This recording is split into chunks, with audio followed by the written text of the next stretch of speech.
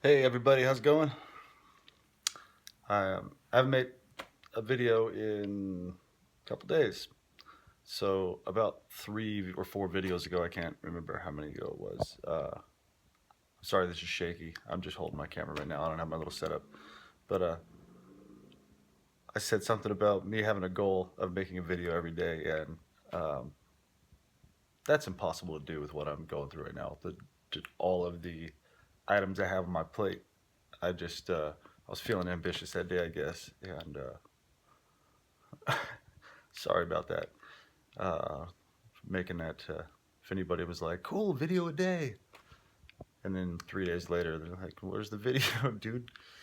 Um, I uh, I'm having a tough time doing these videos lately. I feel like I'm sleeping all the way through the night, but I still have these.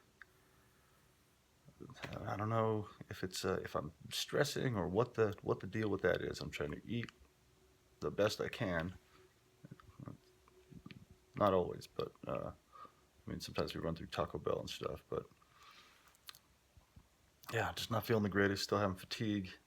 I haven't been getting as dizzy lately, but yeah, just so been having like these physical things, but no gang stalking, no nobody harassing me. Really, I had a phone call the other night, right after I had messaged somebody on Facebook. That's another TI here in Phoenix. I was trying to meet up with her for coffee or something, or have her come by, or But about 2 minutes after she messaged me on Facebook, said the police were out in front of her house and she was worried she was going to go to jail. And I said, well, don't go outside, don't talk to him, But like a couple minutes after that, I got a wrong number, and yeah, they were kind of asking some questions. Who's this? Who did you call? Uh, but I haven't been getting hassled really. So, but a few days ago, the management company that manages this house that I live in for the owner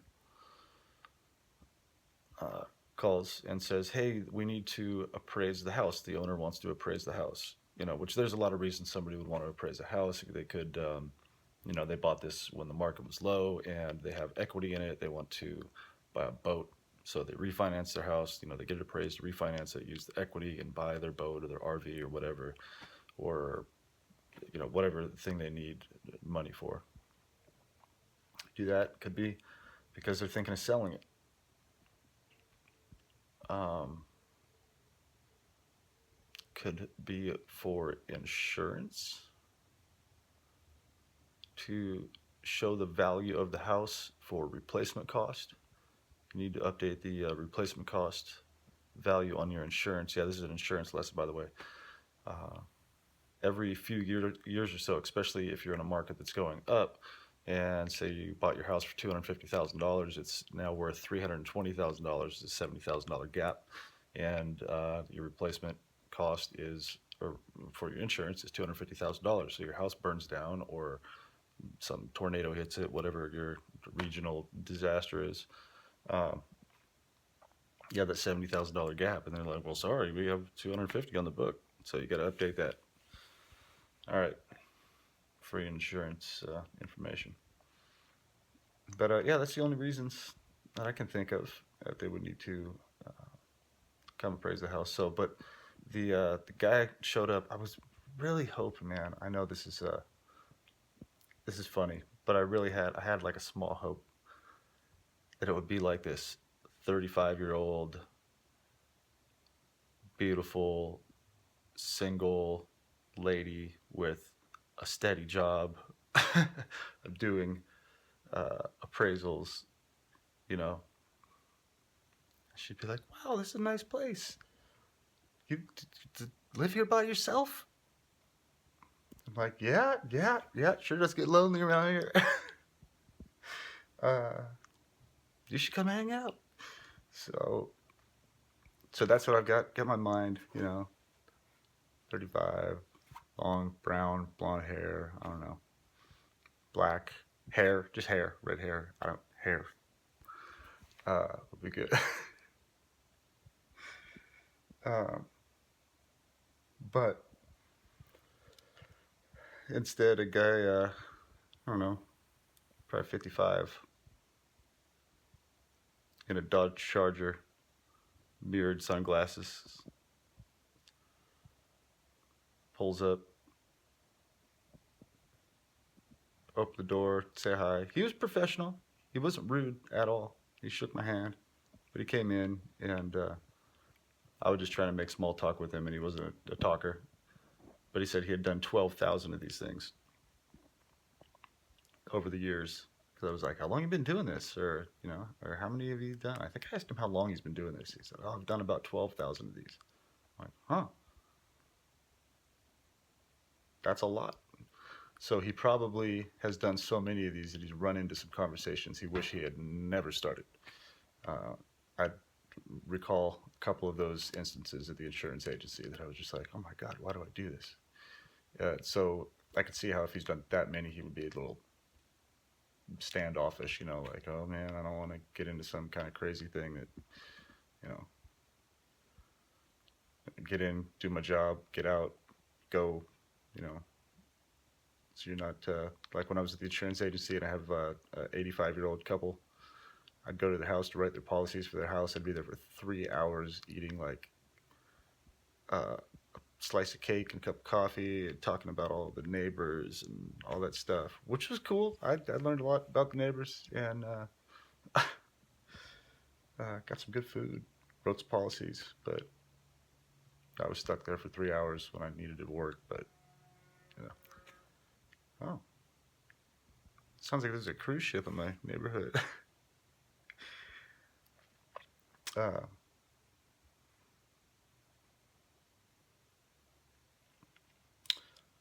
so the guy, and I've seen this done before. I've sold my house, and when I did insurance, saw these guys appraise houses before, so I knew that he would go around and take photos of the house. So of course I was told the kids like, hey, you guys got to clean your room up, nice, make it look nice. They're gonna be photos. They're gonna take photos, and it was almost like they didn't believe me. Excuse me, sorry. Yeah, it's dusty in the desert out here. Um, so we got the house cleaned up really good. And the guys cruising around, taking pictures and stuff, not saying much. I was like, man, I'm sorry I'm following you around. Because I thought I would just make small talk with him and he would keep having a conversation with me. And then I wouldn't have to mention anything, but he wasn't really talking back a whole lot. So I was like, I just told him, hey, I apologize for following you around. I just got, it's a really, really long story. And, it could be like a book. So if I started telling you, it'd be here for a while. He's like, oh, okay, like, I'm cool with that. Don't tell, I don't want to hear it. So I would just follow him around, telling him some random stuff, asking him how long he lived here, and making small talk and stuff. So, but yeah, he went around. He took photos of each room in the house, and measured the front and the back of the house. I don't think he measured the backyard. I thought they had measured the backyard too, but maybe it's different here in Arizona. He was only here 10 minutes or so. But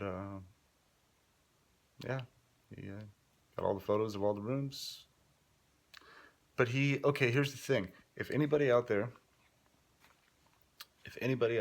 has done home appraisals here in Arizona, or if you've done home appraisals at all, do you ask the person at the house how much the rent is when the lease is up, or if you are a month-to-month renter? Is that a standard question that you would ask for um, a home appraisal? I didn't think that would be part of it. Like, what would that have to do um, with that? Maybe it's just a standard thing. I don't know. In insurance, we had a lot of different things that were like, what? Why do we have to do this? This makes no sense. This doesn't go with it. Maybe it's one of those things. But um, yeah, he asked me how much rent I paid when my lease is up, or if I'm month to month, and I was like, I don't know when the lease is up. He's like, well, can you give me an estimate so I can write something down? And go, oh, I'll just put month to month. I don't, I'm like, what the hell does it matter? Or like, okay, you're in real estate business. You're going to go put me on a list now. I'm going to get gang stalked again, so I move out of here. Somebody can buy this house, or I don't know what. There's so many reasons why they put people on different lists and harass them and stuff. So I was friendly with the guy. I was joking with him and stuff, trying to talk to him, and he was just kind of uh, almost almost like a police officer kind of demeanor. Not that they all have the same demeanor, but uh, somebody that's been one for a long time, like retired and got a job as a security guy or something like that. But yeah, he was in the Charger with the shades. Could be total coincidence, but that's just a lot of what the auto mobbing that I've been involved with, or that that I've witnessed, uh, has been a lot of Dodge vehicles, Challengers, Chargers, Dodge trucks, ton of Dodge trucks. Um, what else do I need to bring up? I can't keep up with all the news, with all the names of the people in the FBI, and I don't hear a lot about the CIA. The FBI seems to be the big deal right now, and all kinds of people have gotten fired or resigned or about to get fired and are going all in and trying to go after people, and uh, stuff is changing in the targeted individual world. It seems like that I keep hearing more and more people that I don't even know that are like commenting on something, and somebody will share their comment. They're another TI, and they're like, "My targeting stopped for the last 3 months. You know, this is great. I can live my life again. I've slept through the night." Um, so something's going on. It makes me think even more now that that's connected. Like, okay, did they get some of the top people that were doing some of this to the, because that's where this comes from. A lot of this information on some of these lists is getting disseminated down, and it's given to people that are carrying out their job, and they're trusting that the information they're getting is good. Like, bad guy, okay, that's a bad guy right there. But whoever has done this to the TIs and put them on the list, they're, well, no, I can't even say some of the people carrying out this stuff aren't guilty, because the acts that they're doing are illegal. So by carrying out their job, but then maybe it crosses over because it makes it legal. I'm not condoning anything these people are doing. This is ridiculous. Um, but maybe because they're considered military, and because whatever list targeted individuals get put on is considered domestic terrorists, so you're a threat to the country or something like that, and then they're considered military, and we're military combatants, and then so they can do all of these covert things that take years off your life, ruin your reputation, destroy your finances, um, hurt you physically with whatever weapons they use. I don't know if they're using any of these things on me. I really don't know. I've had some weird dreams that seem like they were implanted dreams, but it's a dream. It was just when I had the dream, some odd stuff happened. Like the second I woke up, yeah, it's uh,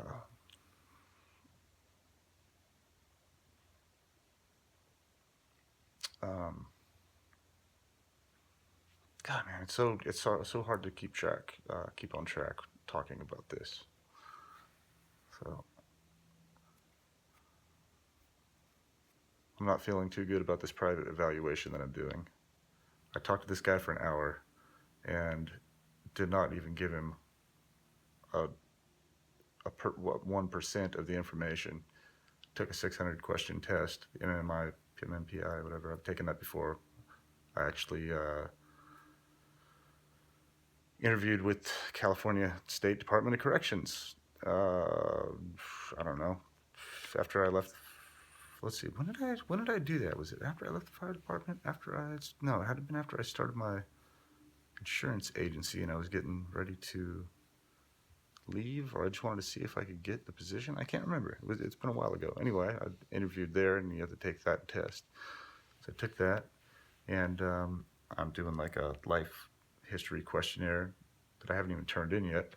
And then I called him and I was like, all right, hey, when's my next appointment? And she's like, oh, well, no, he's good. You're all good. He's going to do his evaluation. I'm like, no, no, no, no, no. He said it was going to take like 10, 12 hours. I need to see him more times. So, and they're like, well, it's the 10 or 12 hours of him like writing and researching your stuff. Oh, wow. Wow. There's no way you can evaluate somebody on this in 1 hour asking a bunch of random questions that go all over the place and not even have enough information to research this. I've researched this for a year every single day of my life for the last year. Right about just a little bit after this time is when I started doing my research. Was just maybe about a week. What's the date today? The 16th? Maybe about a week ago-ish today, something like that. Last year, my wife disappeared. Yeah,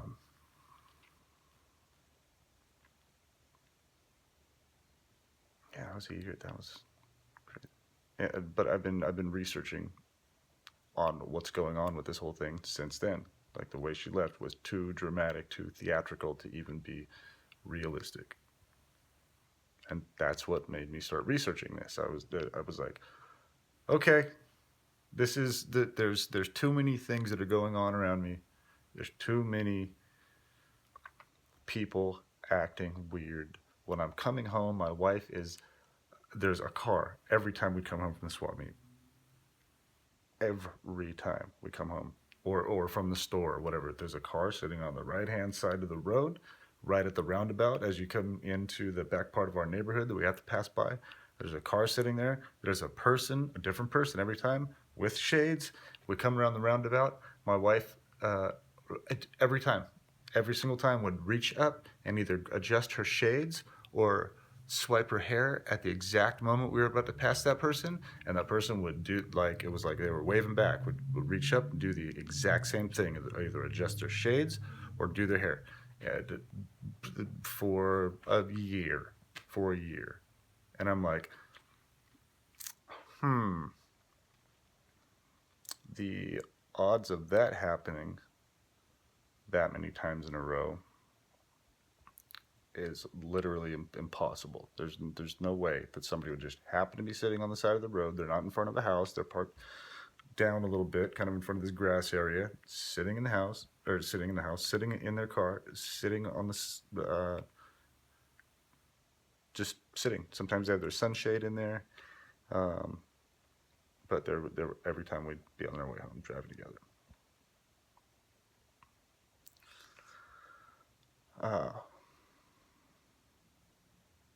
It got me thinking, and I would ask her, "Why are you doing that? Are you realizing that you're doing that? Who are these people that you're signaling to?" And then she would gaslight me. That's part of the gaslighting when they do stuff like that, and you are observing reality. You're seeing what's going on. You're a smart enough person to put two and two together that something doesn't happen, a coincidence doesn't happen that much in repetition. That's you know when it becomes that's when it becomes not a coincidence. It becomes a psyop. And you put all of these things together, and it takes a long time to explain it all. And that's part of the uphill battle with being a targeted individual, is trying to explain all of it, because people are fickle. People have short attention spans. I think the average watch time on my videos is like 7 minutes. So, I mean, a lot of the videos I make are an hour. And it's fine. I understand. I get it. Everybody's so busy in the world. You're trying to make it. You're trying to get to work. You don't have time to watch. I mean, I'm one person in 7 billion people on the planet that you can watch. Or, I mean, not everybody has a YouTube channel, but anyway, you get what I'm saying. But it's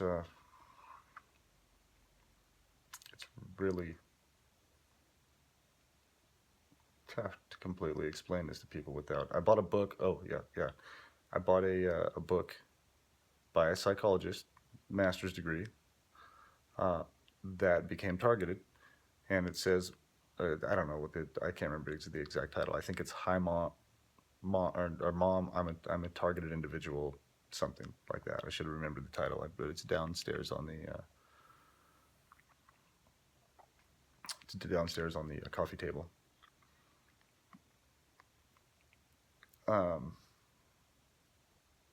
Oh, I had a random thought, something I wanted to talk about. One of my last videos, I talked about how I woke up at 6 o'clock in the morning because I wanted to go to the swap meet, go shopping, go look for stuff, go find treasures.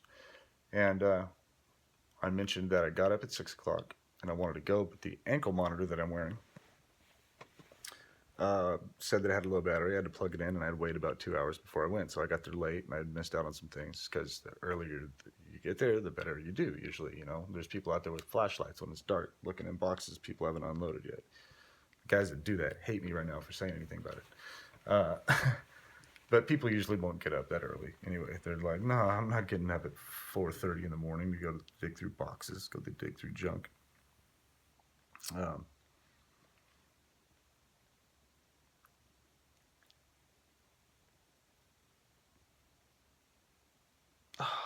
God, I go off on tangents and I forget what I'm talking about. I need to do a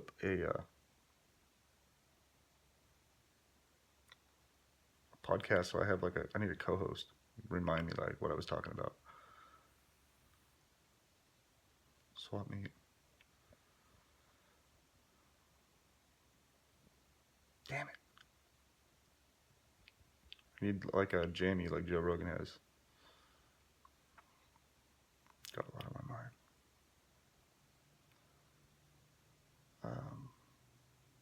Don't you hate that? Especially when I don't edit my videos. I just talk to the camera and upload. I used to edit videos, I know how to do it. I just don't have the time. Oh. Maybe I shouldn't be. I should stop this, rewind it, see what I was talking about, and then just clip this together.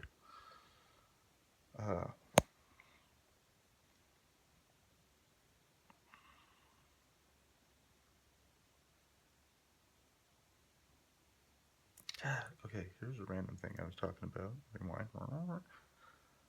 And I wish the people that did the neural remote monitoring had a service, and you could log into your own remote neural monitoring and just check out your memory and be like, what was I thinking about? What did I come into this room for? Oh, hold on, let me log in. Check it out. I log into Utah or Fort Meade? Maryland or Utah?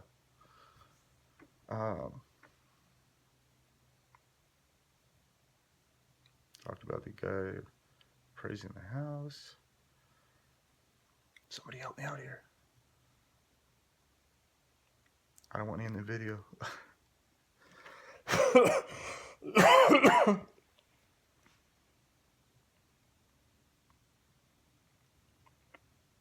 Think I gotta end the video. Yeah, I gotta end it. Hopefully I'll think of what I was talking about, and I'll just start this video again. But until then, you can just laugh at me forgetting about what I was talking about. For going off on a tangent. Sorry about the shaky video. I got this little setup I do that takes a little minute to set up, and I don't want to do that. I gotta get to work. I got a little bit of organizing to do, and about 25 things to ship out. And try to fix my vacuum cleaner that just quit working right in the middle of me vacuuming the day before the appraisal guy showed up. Thankfully, it wasn't too bad.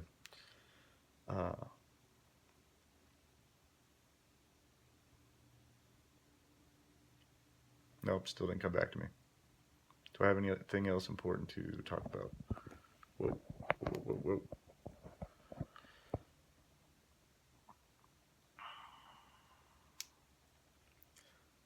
Well, hopefully they're not going to put this house on the market and sell it and I have to go. That would be bad timing. Oh, I just remembered what I was talking about. So anyway, before I forget, I can't remember where I left off, but I was thinking about this ankle bracelet that I'm wearing, this electronic ankle monitor that I'm wearing. And somebody on one of my YouTube videos, I deleted the comment. I shouldn't have deleted it. I try not to delete too many comments, but the ones that are clearly perps and just ridiculous, I'll delete a couple. I believe in freedom of speech, but some of these people are so obvious. I just delete them and block them. But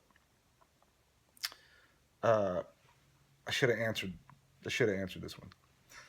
But the guy I mentioned in my video that I was going to swap meet had charge of the monitor. I had to wait 2 hours, and the guy goes, "Oh, big surprise! You're a criminal, huh?" And I wanted to explain about these ankle monitors because a lot of people, I think I would probably assume the same thing if I had never been through this process. But if you see somebody wearing an ankle monitor, that does not mean that they are a criminal.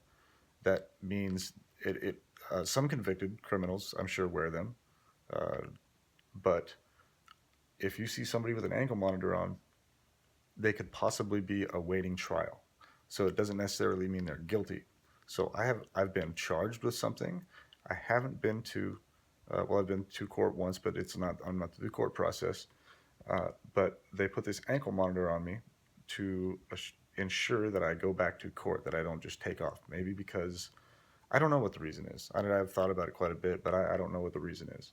And they put one on me and one on some other dude that was in there had been in like every prison in the United States and had like white power Nazi tattoos and shit.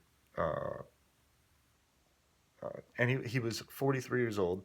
His name was Mike, and he was the same height and build as me, blue eyes, and he was from California. Did I say that already? No, but yeah, from California, 43, same height, same build, blue eyes, shaved head, similar to me. Both got tattoos. I don't have any tattoos like that. Uh, it was an interesting coincidence. He was asking me some questions. So, and he was, but the prison guard was talking to him about something. I don't think they usually talk about what the inmates did to get in there. I don't know because I've never been in that situation before in my life. That was the first time I've ever been in jail. And well, I got a DUI when I was 19, and I stayed the night in just the local small cell, and they let me out in the morning, and I had to go take care of that. But since then I'd never been in one. And the lady said something to the guy about how he got busted for organizing to burglarize a Target. And I was like, was that just a double entendre? Like, is he part of the organized gang stalking? And because he seemed to know some of my information, and he seemed like he was a plant in there, you know, because they do that. They have people in there. I don't want to get off track. Um,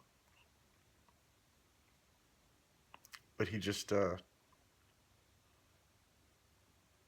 yeah, yeah, an organized burglary of a Target. Did they burglarize a Target like one of us, or did he actually go into a Target store and steal a whole bunch of stuff? You know, with all of his white power buddies. I don't know. I think they do the other stuff. I don't know. I have no idea what they do. Uh,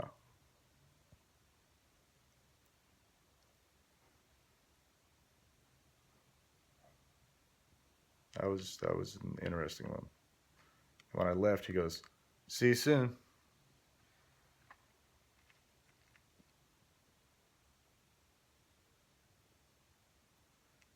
There was a guy in there from Syria. I'm pretty sure he was from Syria, and he was talking about he was worried about war over there. And something he was telling me about it. I hadn't researched enough of it. That was the first I'd heard of anything. But he was in there. He's the one that told me that all the people in KISS are Israeli. I was like, really? Yeah, they're Israeli. All the members in KISS are Israeli. I thought that was interesting, especially since I've photographed one of their shows and met them. Went backstage, uh, took photos backstage. I was there with the. I'm trying not to brag. I'm just telling a story, but this is a fun story. Actually, maybe I should do a video about this whole story. But anyway, um, yeah, here's my video going all over the place again. When I was still in the Air Force. Should I say this for a whole nother? Nah, screw it. I'll just tell it right now. I'm at 30 minutes, whatever. Sorry about my hand getting in the way here and all the shaky video. So I'm in the Air Force, in the Air National Guard. I'm in the multimedia shop, public affairs, so photo, video, broadcast journalism, uh, written journalism, everything gets done in there.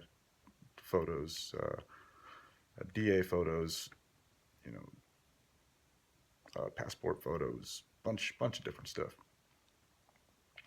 And we were encouraged to train on our time off because a lot of the people were just 1 week in a month, and then they didn't do anything else the whole month. They went in on a drill, and then they hadn't used whatever equipment.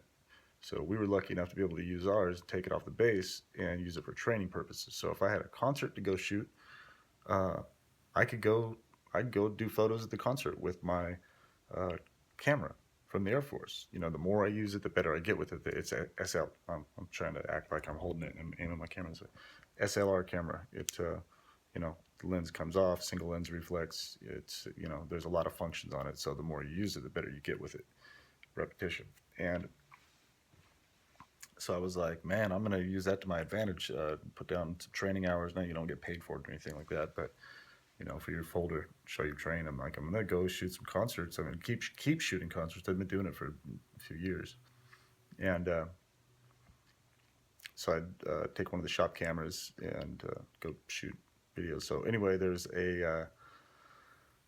some friends of mine that were. This is a longer story than well, screw it. Some friends of mine that I had met that were in a band called Flight 409, and I met them through a guy named Ajax. He was in local bands around the Fresno area, and he did some like promoting, and he was a graphic artist. He designed the logo actually that goes on the side of the Kiss airplane. The Kiss, when they fly, if you look it up, uh, look at their airplane. You can see the logos on the side of the airplane. This guy Ajax created those, and he created what was the name of the magazine? Something Pop magazine. He designed a giant guitar for Gibson at their headquarters. They had Johnny Depp on it. You can look that one up. There's photos of it online. Google it. So Ajax. He did those Kiss cartoon things you draw, you color those things in. He designed those, drew those, and designed those. And he's done a bunch of other art for a bunch of other people. He's an artist, performer kind of dude. And I met him through another person in music, but I won't go back that far. But so Ajax called me up and was like, "Hey man, my daughter's dating this guy who's in a band called Flight 409, and they're in high school still. Either in high school or they just got out of high school. I can't remember. I think they were still in high school, like their senior year or something like that. And they're in a band and they need photos done. So I was like, okay. He's like, Gabe tells me, you know, or he showed me your Facebook page or your photos. I can't remember where I had him at the time. Shaky camera. And he's like, so these guys want to pay you to do some photo shoots. So we set up some studio style shoots, and we set up some live shoots. That's how I do it. They'd pay to come to the studio, and we'd come up with a theme, come up with ideas, and shoot all kinds of different photos for their CD cover, or their poster, or whatever merch they're going to sell, you know, or for their website. I'd give them digital files so they can use it for any of that stuff. And so they came over. I had a studio set up in my house, kind of like I have set up here. Came over, and they were super cool. Had fun. Got good photo shoot done. They used it for posters. Used it in the front of their CDs.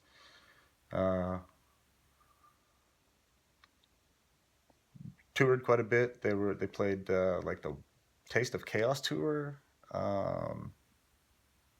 They did all right. They were good, and they were a good band. I liked them. They were kind of almost, I don't want to call it screamo because they weren't over the top, but they were good. They have a lot of good songs. Flight 409. They're on. I have some videos on YouTube, not a lot, but if you can get their CD, it's pretty good. I'm turning this into a commercial for these guys, and a couple of them I don't even. They're. This is like a damn soap opera. I'm sorry. Uh, but yeah, there's a couple of them that I don't. Uh, I won't go too far into that. But anyway, they're a good band. Uh, they did break up though. They did break up. One of them went to Nashville, become a he went to a recording school, produced a couple albums, moved back to California. One of them is moved up to Oregon, is working in a as a sound guy at a club. One guy is a police officer, I believe, in Fresno. Um, I'm not sure. They had two different drummers, and I don't know what they're doing now. One of them's probably making websites. He made amazing websites. So anyway, those guys broke up, and the guitar player, one of the guitar players, who I was closest with pretty much. He's the one that did a lot of their, he was like their manager basically. So I was always in contact with him through email and on the phone and stuff like that, and I got to know him really well. Uh, so he starts up this band. Well, him and some other people started up the band called Shiver Fox, Shiverfox. And I was like, what's up with that name? I get it. I think I get it now. I'm pretty sure. But like, what's up with that name, guy? Kyle? Oh, I wasn't gonna say his name anyway. Uh, what's up with that name? But I've gotten used to it now. Bands have odd names. So, well, I guess I could say this other name too. So he got together with this guy named Trey Tosh, who was an amazing guitar player and singer, and got a couple other dudes. One guy from Washington, and bass player, couple different bass players throughout their time. But Shiver Fox was like a rock, rock and roll band. Um, they were really good, really good. They should have kept going. Spoiler alert: they didn't make it. Excuse me, that was a little bit out of place for the story, but so anyway, Shiver Fox is formed, and they're playing local shows. They're going all over the place. They're touring. They played a couple. I think they played a couple touring shows, like one of the Taste of Chaos or Warp Tour or one of those things. I can't remember. Sorry, guys. But they were doing well. So I'm actually at the guard base. I was at the public affairs office one day. I'm sorry about that. I was at the public affairs office one day. I was in there working on some project. I can't remember what. We just moved some furniture. I think we got a bunch of new cubicle things, and then we just put those in and something. I'm not sure.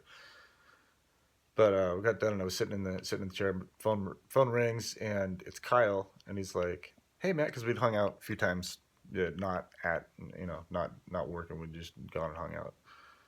So he's like, "Hey, man, you want to come? Do you want to go to Kiss? Want to go see Kiss when they come through town?" And I was like, "Huh, never really been into Kiss too much. Like I like them. They have some cool songs. I haven't listened to a lot of their stuff, but I'll go to Kiss. Tickets are going to be expensive, $150 or something like that. I don't even, you know." And I was like, "Yeah, man, I'll go with you guys. Who's all going?" He's like, "Well, we're opening for them next month, or I can't remember how long it was, but we're opening for them when they come through town. I guess Buck Cherry couldn't open for them. They couldn't play in Fresno for some reason. Something happened with one of the band members. I don't know what the whole story was, but something happened. And they called Shiver Fox and said somebody told them that Shiver Fox was the real deal and asked them would they like to open for Kiss. I think I just said that. Sorry to repeat myself. But anyway, yeah, so it's Kyle was like, "Yeah, man, we're opening for Kiss." They come through town, and I almost thought he was just messing with me for a minute. And I'm like, "Are you for real?" He's like, "Yeah, yeah. Mark it on your calendar. We want you to be our photographer." So I was like, Awesome. I'm down. How many photographers do we need? What would be the best thing? Do you guys want some video? Do you want to, what do you want to do? And he's like, well, I mean, really, the more the better, Uh, and I was like, well, how about three? How about three? Two people to take photos and one to do some video. And then you guys can use video for anything, any of your multimedia stuff, website, music video, opening for Kiss, live. I mean, I think that'd be cool for YouTube. So I got were we married at the time? Can't remember if we were married yet or not. My wife, she's a good photographer as much as I do not like that person. Whatever her name is, if that's her real name. She was a really good photographer. I think she's still doing it. And so I was like, all right, Jill can be photographer number one. And a guy I worked with named Robin Meredith, he works in Washington, D.C. now. He was a good photographer. And he was a good videographer too. And I got along with him. He did some odd stuff, but I got along with him okay, talked to him. And I was like, Robin, you want to go shoot this concert with me? Told him about it. We got a bunch of gear loaded up. He used the camera, the video camera. I think we had a VX1, VX2 something, and an Canon XL. But took the Sony, the small Sony.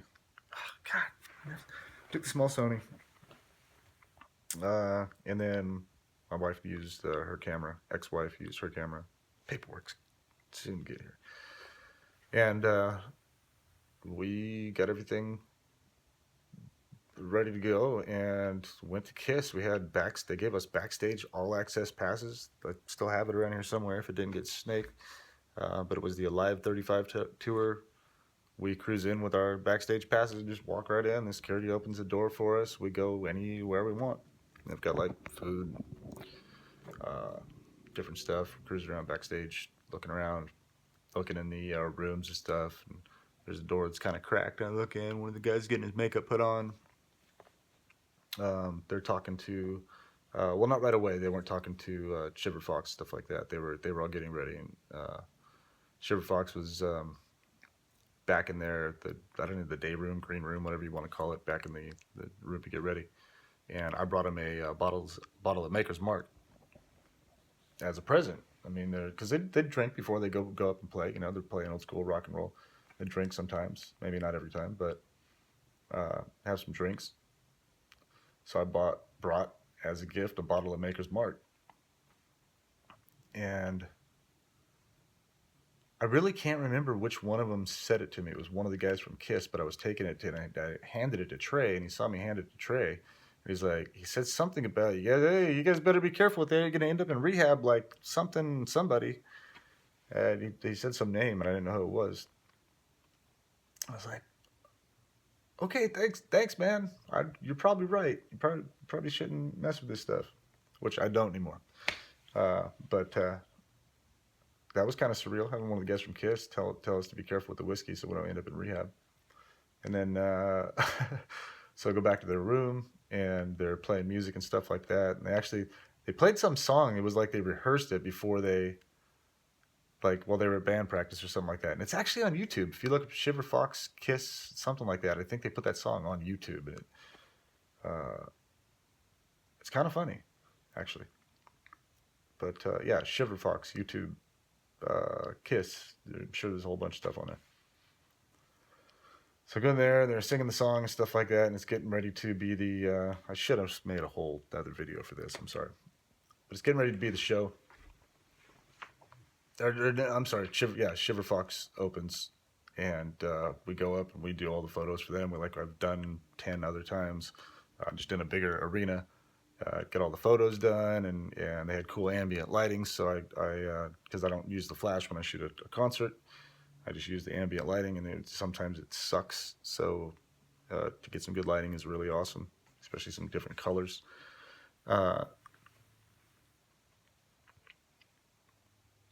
got done with their show, got some video. We were like even up on stage with them, taking photos, and it's not completely crowded. It's the opening act that nobody knows. They're like, Shiver Fox, where's Buck Cherry? Nobody knows who it is. They don't know that they're really good.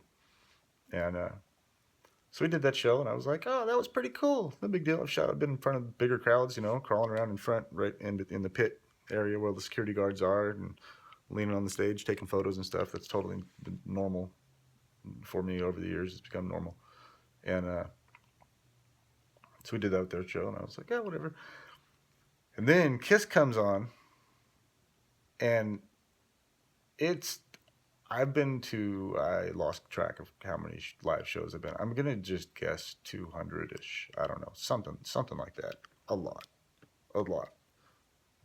with a lot of backstage passes and a lot of photos and all kind, a lot of stuff. Maybe I'll post a couple photos of the when I took a Kiss. Got some on this computer over here, and the Kiss is just about to come on. The crowd's going freaking bonkers, and Robin, for some reason, he's got the video camera, and for some reason, he comes over and takes my right as they start, like 2 seconds after they start. He walks over, grabs my camera out of my hand, and then takes all of the very opening photos. And I'm just standing there going, what the hell just happened? Why did he just do that? That was the weirdest thing ever. That somebody would just grab the camera out of your hand, especially when he had the video camera.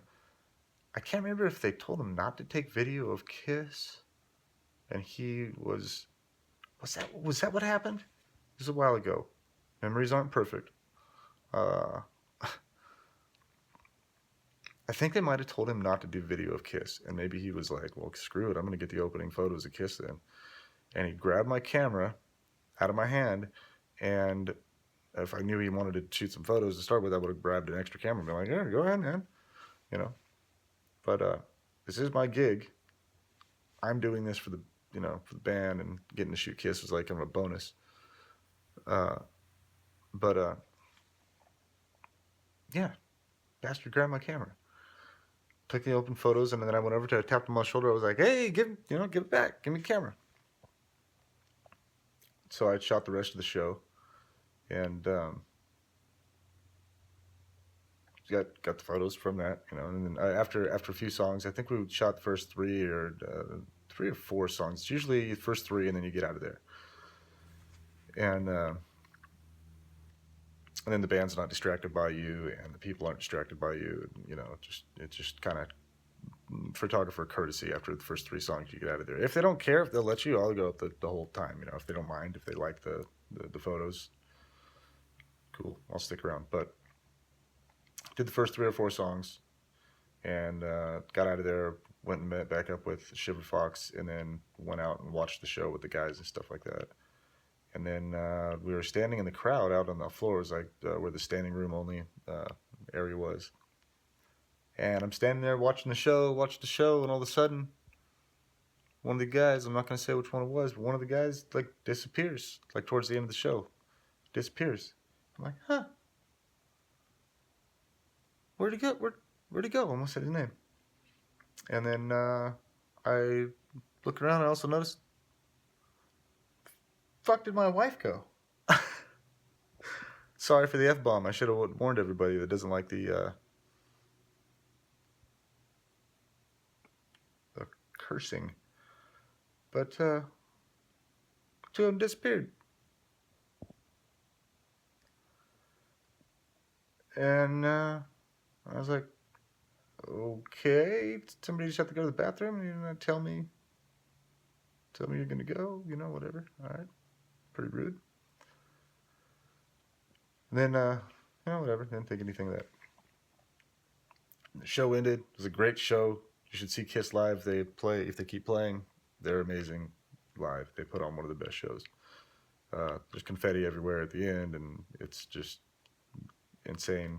Lights, huge, everything. It's good. Took group photo with them. Them in the I was before the show. I got a backtrack. Took group photo of them, of their whole band, with Shiver Fox, without Shiver Fox. Did like a little photo shoot with Kiss and Shiver Fox before they all went on. It was kind of cool. Not kind of, it was pretty badass. So we got done with the whole concert, took off to a place called 500 Club, and it was pretty rowdy at 500 Club. They had played in that place before, and so one of the guys knew the owner, and we went in there. We were partying, we were celebrating. We all just were part of the Kiss show. It was pretty fun being part of that. And go to 500 Club. We're sitting up there having a beer, and they were having some whiskey too. I, we were definitely celebrating. One of the guys ended up standing on the bar actually that night. I think we got kicked out. We got kicked out. It wasn't me that got us kicked out. I was behaving myself, but they were super happy. They just opened for Kiss. We were playing rock and roll, and they were rock partying like Rockstar, and got asked to leave. So we all headed back to my house. I lived about a block away from where we were. Trey didn't go. He wasn't old enough to go in yet. He was like 20, I think. So he wasn't old enough to go in the 500 Club. He probably had some other friends he wanted to go hang out with. But so three of the dudes and me and my wife go to my house because, like I said, it's right down the street. Go to my house. We have some more beers and stuff, and it's late, and everybody crashes out. But I catch one of the guys like saying something to my wife, like, "Hey, you staying up?" I don't want to say who that was either, but I was like, "What? How? What? What'd you say?" No, nothing. Super drunk. Whoa, as I dropped my phone. And I passed out. Like that night, I have to say I did. I went to bed, passed out. My wife hadn't gone to bed yet. I went and laid down. I was thinking she'd come in there and lay down with me, but I hadn't passed out yet. But I woke up in the morning, and one of the guys was laying in none of the kids were home. One of the guys was passed out in my daughter's bed. One of the guys was on my couch, and one was in the recliner. So it was kind of funny because the guy in my daughter's bed had like her strawberry shortcake blanket on, which I got a photo of. I have a photo of that somewhere. That's somewhere. But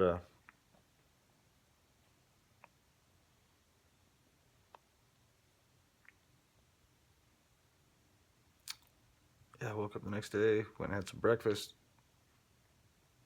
and I'd shot some more shows for them.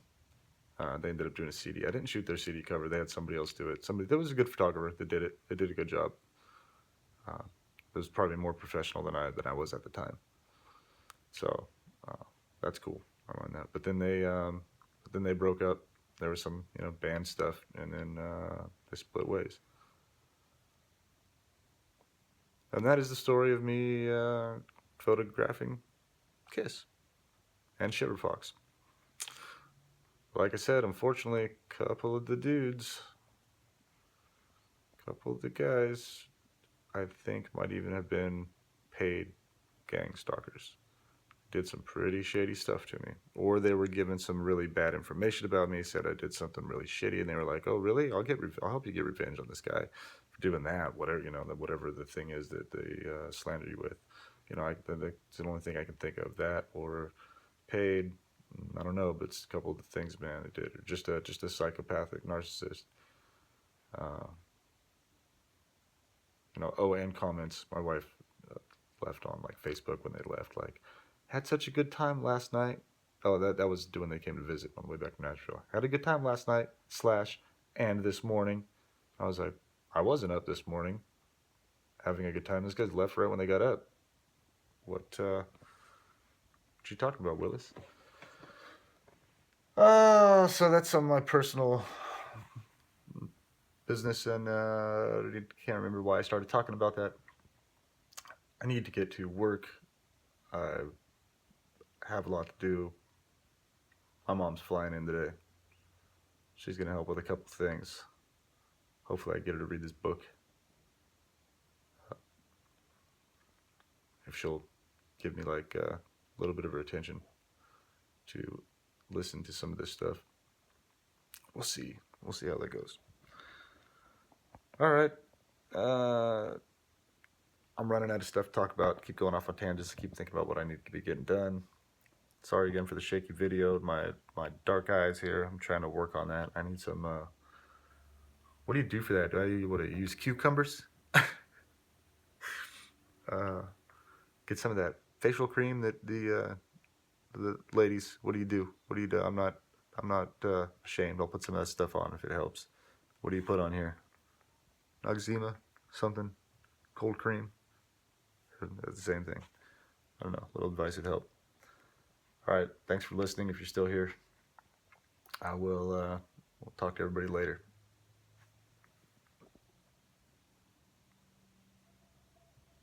Wait, did I finish?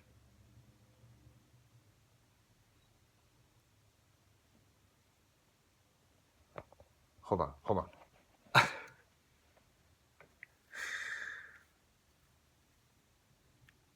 Did I finish the damn story about the ankle bracelet? Or did I go off on some tangent? Oh my goodness. I can't even stand myself right now. Anyway, I started talking about the ankle bracelet and how you're not necessarily a convicted. That was the point of this whole video, and I just thought of some other stuff to talk about. If you have an ankle bracelet on, if you see, or you know this if you have one on, but if you see somebody with an ankle monitor, any kind of ankle monitor, it doesn't necessarily mean that they are a criminal. There's a lot of, man, I don't know what the percentage is, but there's a lot of people that are fighting cases that are just crap, faulty cases. They're the people that are using and abusing the system. Here we go on a tangent. To clog up the system, to keep feeding attorneys money, to keep feeding money into the system. When people go on probation, you have to pay for probation. It's up to $400 a month. The jail systems that make money, they go on and on and on and on and on and on. They make money. The ankle monitor people make money. So like I will have this on for at least another month and possibly until the end of July, beginning of August, possibly the end of August, and not be convicted of anything. I'm a veteran with 16 medals and ribbons on my uniform, 15 years in service. And so for the person that called me a criminal, don't be so judgmental so quick. Watch more of my videos, learn about me, understand what I got going on.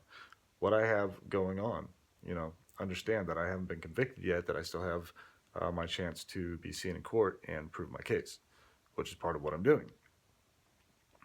I shouldn't have blocked you. I should have answered your question. I shouldn't have deleted your comment. I should have answered your question. But, you can't do everything perfect all the time. All right. Hey, this is like one of those Q posts where you got to decode what the hell I'm talking about. I jumped all over the place so much. So, no script. I guess that's what happens. You just talk about whatever comes up. I will see you all soon. Well, not see you soon. You'll see me soon. Hopefully I'll talk to you soon. Comment, like this. Look for me on Facebook, on Twitter at Michael Barden, MichaelBarden, number 8. Don't spell number out, just the number 8. Michael Barden 8. And then just Facebook, Michael Barden. Ask me some questions. Give me some advice. Open source network. We have YouTube still to talk to each other. We still have social network to give each other advice, ask questions, all the above, and figure things out, problem solve. All right, help me get these eyes back to normal. I'll do the same for you too. All right, have a great day.